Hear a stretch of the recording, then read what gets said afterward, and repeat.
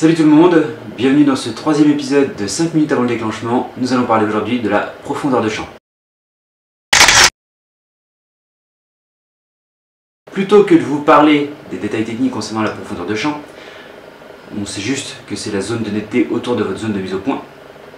On va plutôt aborder les paramètres qui rentrent en compte dans ce phénomène de profondeur de champ. Donc tout d'abord, et ça tout le monde en parle, l'ouverture.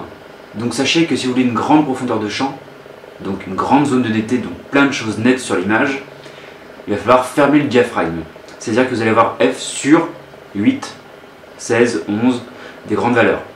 Là vous aurez donc un tout petit objectif qui fait rentrer très peu de lumière, mais qui rend les choses entièrement nettes sur votre plan, de photo. Si vous voulez une faible profondeur de champ et donc avoir un beau flou d'arrière-plan et détacher votre sujet du fond, il va falloir un f petit, donc une grande ouverture. Donc par exemple f sur 1,8, f sur 1,4, f sur 1, si vous avez les moyens. Sachant que très souvent, les objectifs à grande ouverture sont assez chers malgré tout.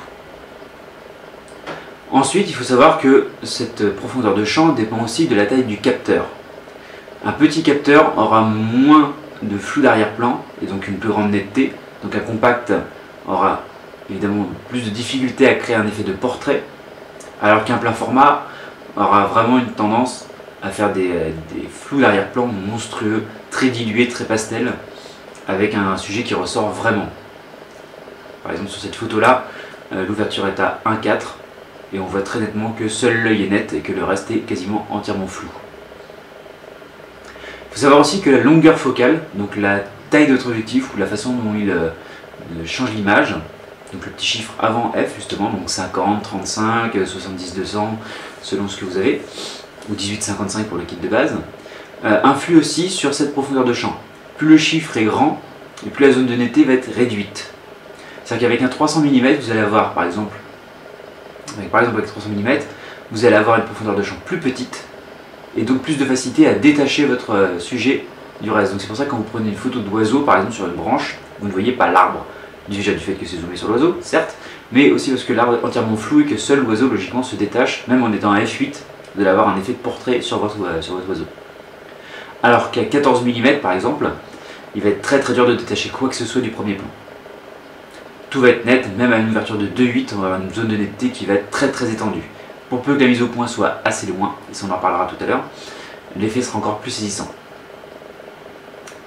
Donc, utilisé pour des portraits, plutôt des focales équivalentes ou supérieures à 50, toujours en ratio, c'est-à-dire 35 mm sur un APS-C, on doit être à peu près à 25-40 sur un micro 4 tiers et 50-85 sur un full frame, donc sur un plein format, pour avoir des beaux portraits naturels, bien proportionnés, avec un beau flou d'arrière-plan. Ensuite, il faut savoir que au-delà de ces trois paramètres, effectivement, rentre en compte la distance de mise au point. C'est-à-dire que si vous prenez une photo à la distance minimum de mise au point, donc par exemple 25 cm sur un 18-55, et que vous mettez à 55 mm encore en plus, vous allez avoir une zone de netteté qui va être toute petite. Et si vous augmentez cette distance, il va être beaucoup plus dur de détacher, même avec une grande ouverture, il va être plus dur de détacher le sujet. Avec une ouverture de 1,8, il va être très dur d'avoir une zone de netteté. Je veux par exemple sur le 35 mm 1,8 sur APS-C, pour détacher un banc de 2 mètres du fond, on aura quand même une très bonne visu de ce qu'il y a derrière. On n'aura pas un flou parfait.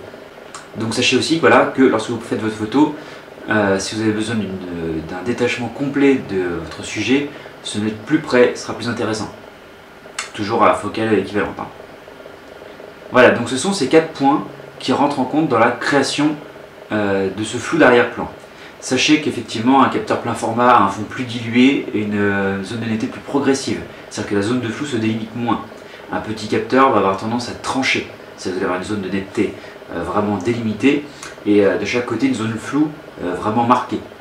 Vous allez vraiment avoir cet effet de bande sur le sol que n'aura pas un plein format. Un plein format va vraiment diluer progressivement la photo vers le fond, vers ce bokeh qu'on recherche. Donc le bokeh, c'est le flou d'arrière-plan qu'on recherche dans les photos de portrait.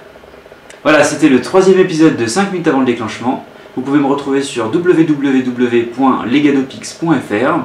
Vous pouvez aussi vous abonner à la chaîne YouTube en bas, ou de l'autre côté, je sais plus, par là.